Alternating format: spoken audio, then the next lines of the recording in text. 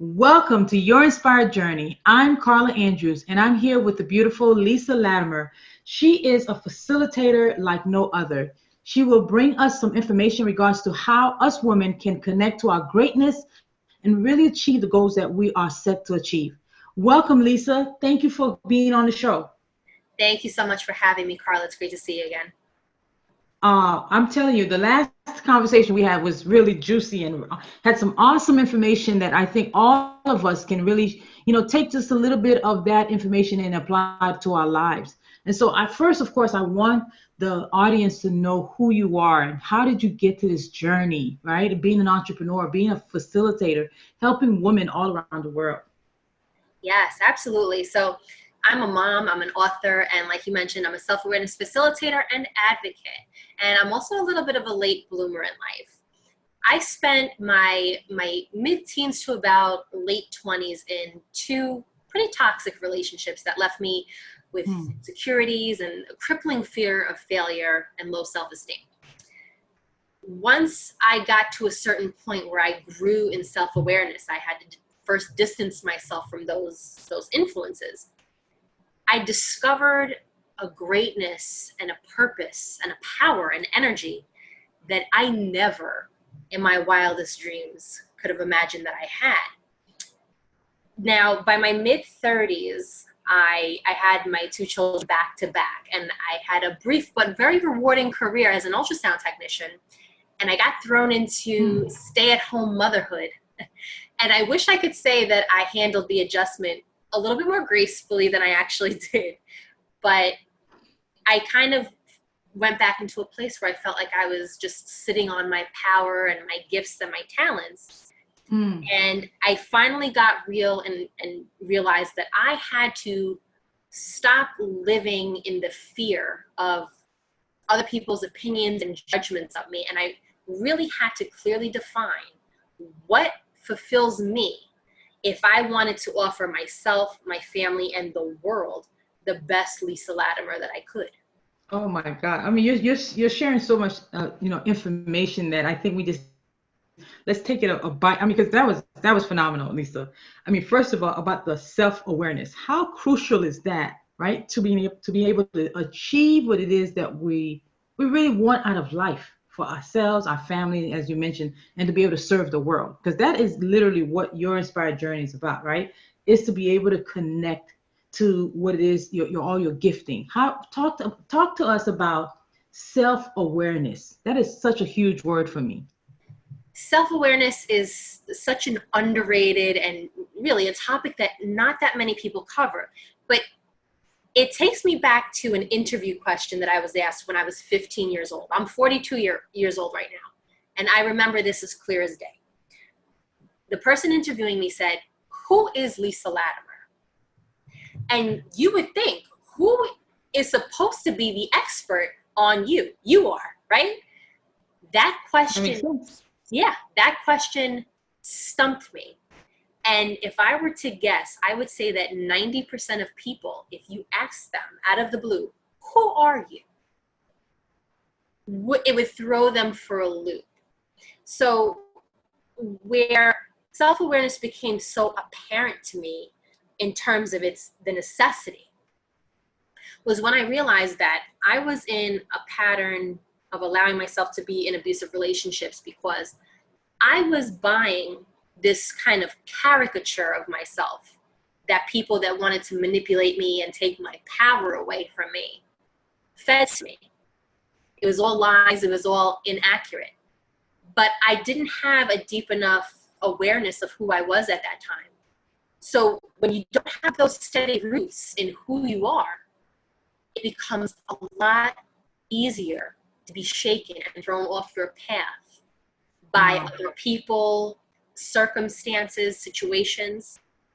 And once you get thrown off of that path, the further you go, the more difficult it is to come back and start to work on that self-awareness again. Now you just have so many more layers that you have to cut through to get there. Wow, that could be a conversation by itself, isn't it? I mean, Lisa, to be able, as you mentioned, the more you know about who you are, you have the solid foundation about how to really navigate, right, the next steps in your life. So that is key. And so this is a part of how you work with clients, is this is how do you work with others in regards to getting them on the right step, taking the right step to move toward what it is they want to do. Right, absolutely. So what we have to first start with is you have to get to a place where you can tune out all of the outside noise. And that comes in the form of social media, popular culture, and then of course you have the obvious things like friends, family, coworkers. You have to learn to tune out all of that noise and get within and start to reflect on what are the times in your life that everything just kind of flowed, where you got out of bed, you didn't need an alarm blasting, you were looking forward to your day. What are the times that you have just felt so aligned with, who you are and what was making you feel good at that time, without the opinions of others, what other people think should matter to you, what other people think that you would be good at. People hit us a lot of times with their opinions with the best of intentions, right? Yes. But it really has a tendency of muddying our self-awareness. And oftentimes we also look at other people and we'll think that something looks really great. Oh my gosh, that looks like such an amazing lifestyle. We have to get to a point where we can decide, just because something looks good doesn't necessarily mean that it's going to feel good. We get fixated on how something looks, but we don't really take the time to understand and define what we want the feeling to be. Because that's interesting. Yeah. That's interesting. I mean, you're saying, so we could see it, we can look at it, but until we feel it, it's that emotional connection. Is that connection. Right. Then you can go and manifest that and make that happen in your life. Absolutely, because let's say your parents tell you, oh, I want you to be a lawyer, and you look at the lifestyle, okay, they make great money, oh, they drive this car. Mm-hmm. It may look appealing, but the actual feel of it may not actually speak to your heart and your soul and your spirit. So we oftentimes just want to jump at something because it looks good and because other people around us kind of have their opinion about it looking good and being the right thing. But we haven't gotten to a point where we learn to tap into our feelings about it and decide not just how we want our lives to look, but how do we want our lives to feel. So oftentimes we'll sit there and chase and maybe even achieve goals, huge goals. And then when we're there, we sit there and say, oh, well, this doesn't match the idea that I thought it was going to. This doesn't feel like I thought it was going to feel. And one of two things will usually happen. Usually a person will stay there because they've decided, I've worked so hard to get here. Right. Yeah, this is it. Or they'll, waste more time, energy, and resources and quickly get out of that and go chasing the next thing, but without having taken that time to reflect and make sure that this next thing now is not just another shiny object that they're chasing. And it's interesting that you mentioned that, because I'm sure you've met, and I've met some people where they're in their 60s and they're saying, you know what, I became an accountant, and I love accountants, but I'm just saying, a person could pick a profession and then toward 5-10 years into the profession say, oh gosh, I would just regret that I've even gone through this whole process, and then start a whole new journey. Yeah. And something that, like you said, they really feel connected to, that really makes them feel alive, right? So it's important to take this, just go ahead and start wherever you are now. They always say it's good to start 20 years ago, but now is a good time too. Like, connect with someone like you and then be able to just come up with a strategy and where you help them facilitate, right? Basically, what it is that really you're really passionate about, and then start there and then coming up with a plan.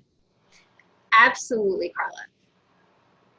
I think it was Oprah that said, when you get it right the first time, there's something about getting it right the first time. It's just a lot easier to get it right the first time, but you may not, and that's okay. But you learned something from it. Mm. And so when I work with someone, I know I get a lot of people that are confused when I say I'm a self-awareness facilitator. They look at me and they say, oh, you mean like you're a coach? I said, not really.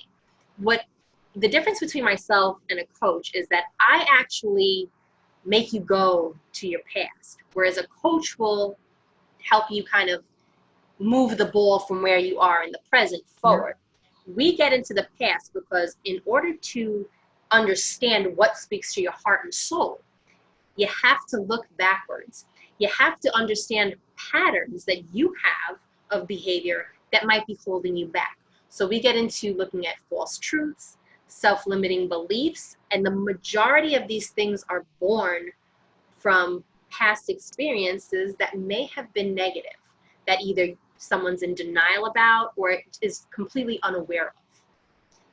So when So let me ask you this. So almost as if you wouldn't consider yourself a coach, but almost as a person who helps them to navigate their reflections and then take the golden nuggets from those reflections so that they can move forward into planning out the rest of their lives. Absolutely. Here's a quick scenario of what happens when we just go from where we are present day and move forward. If you have ever watched a scary movie, and a lot of these scary movies, these horror movie franchises have a part 1, 2, 3, 4, 5. It's always the main character trying to kill the same villain that just keeps popping up again and again and again. Our past behaves like that villain from a horror movie, where if we don't get to the root of the problem, it will continue to manifest itself in different ways again and again and again. And again. Yep.